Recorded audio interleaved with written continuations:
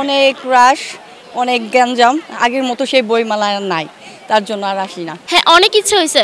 Specially আমি তো হলুদ পাঞ্জাবি পরে মধ্যরাতে বের হয়ে যাওয়ার অনেক ইচ্ছা, কিন্তু বাবার জন্য পারি না। আমি যেহেতু আসি নাই, আমি বুঝবো কিভাবে, আজকে প্রথম আসলাম। শুনে তো ভালোই মনে হচ্ছে, কোনো রকমের দুর্ঘটনার কথা শোনা যায় নাই। আমি সেই ব্যাপারে সরি, জানি না, সত্যি কথা বলতে অবজ্ঞ। আর আজকে আমার আসা হয়েছে যেহেতু আমাদের একটা এই ইয়াতে মুক্তমঞ্চতে আমাদের নাটক হচ্ছে, সেখানেই আসা হয়েছে আর কি।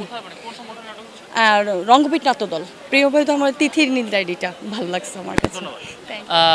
দর্শক, যেমনটা বলছিলাম, ক্রেতা দর্শনার্থীদের ভিড়ে কিন্তু আসলে ভরে উঠেছে বইমেলা। মানে এর আগেও আসছি, বাট এই সময় ফেব্রুয়ারি মাসে প্রথম আসছে বছরে। ভালো লাগে, বই পড়তে ভালোবাসি তাই।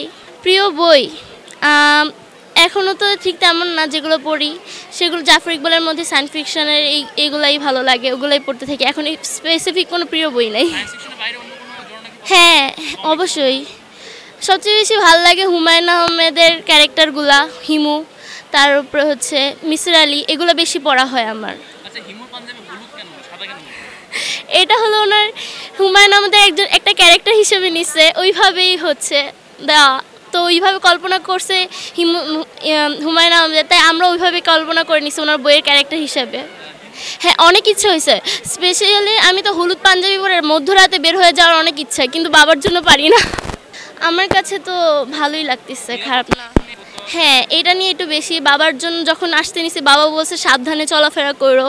ফ্যামিলির সাথে আসছি, দাদা আসছে, বোন আসছে, ওদের সাথে আসছি, ওরাও বলতেছে সাবধানে থাইকো, কাছাকাছি থাইকো, দূরে যাও না।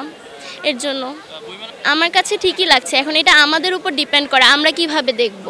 তো আমার কাছে ওভারঅল পরিবেশটা ভালোই লাগছে, খারাপ না।